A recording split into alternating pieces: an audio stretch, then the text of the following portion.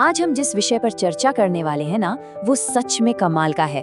ये सिर्फ कोई आम जानकारी नहीं है, बल्कि ये चरम मानवीय आत्मनियंत्रण यानी खुद पर पूरी तरह से काबू पाने की एक बेहद प्रेरणादायक कहानी है। इस विश्लेषण में हम सीधे उन रणनीतियों को डिकोड करेंगे जो हमारे सोचने के तरीके और दुनिया से हमारे जुड़ने के अंदाज को हमेशा के लिए बदल सकती हैं। तो चलिए मानसिक महारत के इस रोमांचक सफर को शुरू करते हैं। जरा सोचिए, क्या कभी ऐसा हुआ है कि हमारा दिमाग किसी और के प्रभाव में आ गया हो और हमें इसकी भनक तक न लगी हो? असल में हमारे आसपास के माहौल में कुछ ऐसी अदृश्य जैविक ताकतें काम कर रही हैं जो लगातार हमारे दिमाग को आकार दे रही हैं। हमें अक्सर लगता है कि कंट्रोल पूरी तरह से हमारे हाथ में है, लेकिन विज्ञान की कहानी तो कुछ और ही है। तो चलिए सबसे पहले अपने दिमाग के इन्हीं छिपे हुए रहस्यों और मन के भीतर की दुनिया को समझते हैं।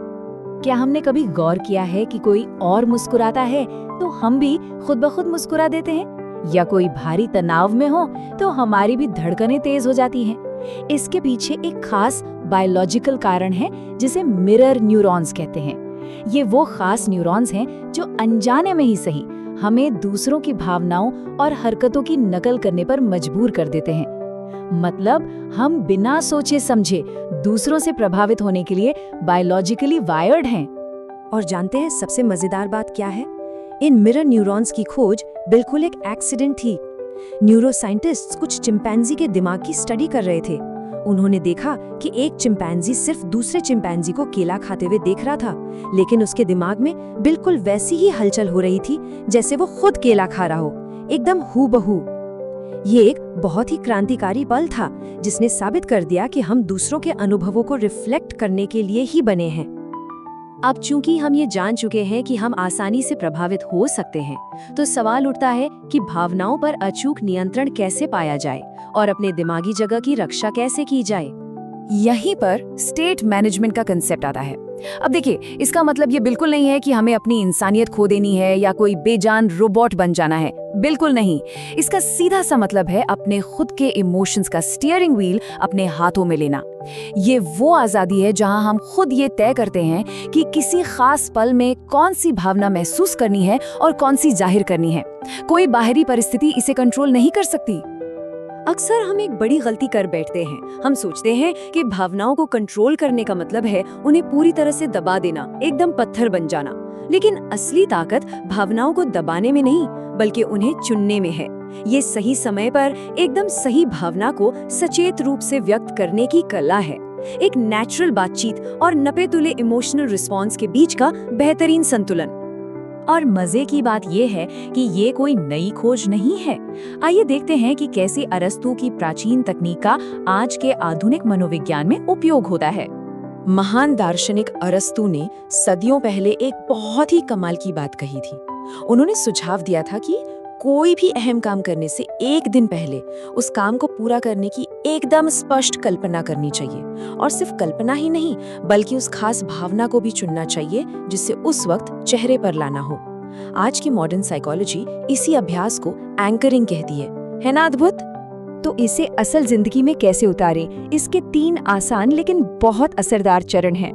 पहला, उस काम या परिदृश्य की बिल्कुल साफ कल्पना करें। दूसरा, उस स्थिति के लिए एकदम सटीक भावना चुनें जिसकी जरूरत होगी। और तीसरा, याद करें कि वो भावना वास्तव में कैसी महसूस होती है और उसे अपने चेहरे पर लाएं। ये मेंटल रिहर्सल इतना दमदार है कि जब असल मौका आता है तो घबराहट हावी नहीं होती, क्योंकि हमारा दिमाग पहले ही उस स्थिति को जी चुका होता है। अब चलिए इस महारत के अगले हिस्से की ओर बढ़ते हैं, सूक्ष्म अवलोकन की महाशक्ति, या कहें परसेप्चुअल शार्पनेस। यहाँ हमें खुद से एक बहुत ही ईमानदार सवाल पूछना चाहिए। क्या हम सच में सुनते हैं? क्या हम वाकई अपने आसपास के माहौल को गहराई से देखते हैं, या बस उसी बात पर ध्यान देते हैं जो सीधे तौर पर हमसे जुड़ी हो? अगर सच में सेल्फ कंट्रोल और महारत हासिल करनी है तो हमें अपने खुद के दायरे से बाहर निकलकर दुनिया को उसकी पूरी सच्चाई में ऑब्जर्व करना होगा। और ये सूक्ष्म अवलोकन कोई जादू नहीं है, बल्कि छोटी छोटी डिटेल्स को पकड़ने की कला है। किसी से बात करते वक्त सिर्फ उनके शब्दों को नहीं, उनके नॉन वर्बल क्यूज पर ध्यान देना होता है। उनका पोस्चर कैसा है, शांत या तनाव से भरा? उनके पैरों के बीच कितनी दूरी है? क्या उनकी सांसें तेज चल रही हैं? ये ऐसी छोटी छोटी बातें हैं जिन पर अक्सर किसी का ध्यान नहीं जाता। जब हम इन चीजों को पकड़ने लगते हैं तो हमें इतना सारा डेटा मिलता है जिसका सामने वाले को अंदाजा भी नहीं होता। अब यहाँ एक बहुत ही दिलचस्प पेज है। इस लेवल के ऑब्जर्वेशन तक पहुँचने के लिए पता है क्या करना होगा? अपने दिमाग को बंद करना होगा। सुनने में अजीब लगता है ना, लेकिन सच यही है कि हमें हर चीज का बहुत ज्यादा विश्लेषण या ओवरथिंकिंग करना छोड़ना होगा। बस अपनी इंद्रियों को खुला छोड़ दें और जो जानकारी मिल रही है उसे चुपचाप बिना जज किए अंदर आने दें। तो अब आते हैं आत्मनियंत्रण के अंतिम चरण पर। चलिए कुछ बहुत ही प्रैक्टिकल और व्यवहारिक अभ्यासों को देखते हैं। इस महारत को हासिल करने के लिए 2 बड़ी ही मजेदार और असरदार तरकीबें हैं। पहली है डीप ब्रीदिंग, यानी गहरी सांस लेना, लेकिन ऐसे कि किसी को भनक तक ना लगे।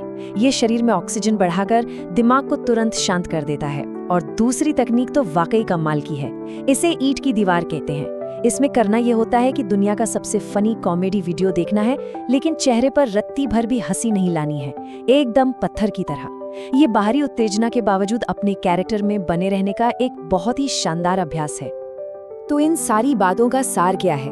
बात सीधी सी है, सच्चा प्रभाव हमेशा भीतर से शुरू होता है।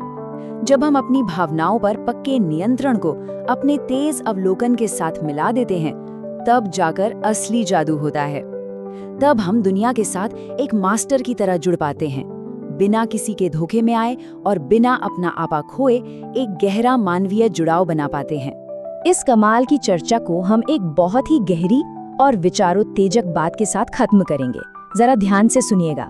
यदि किसी भी समय यह नहीं चुना जा सकता कि भावनाओं को कैसे प्रदर्शित किया जाए, तो असल में प्रभावित होने वाला व्यक्ति कोई और नहीं बल्कि हम खुद होते हैं। क्या ये बात सोचने पर मजबूर नहीं करती? दूसरों के दिमाग को समझने और दुनिया से डील करने का पहला कदम खुद के दिमाग को पूरी तरह से जीतना है।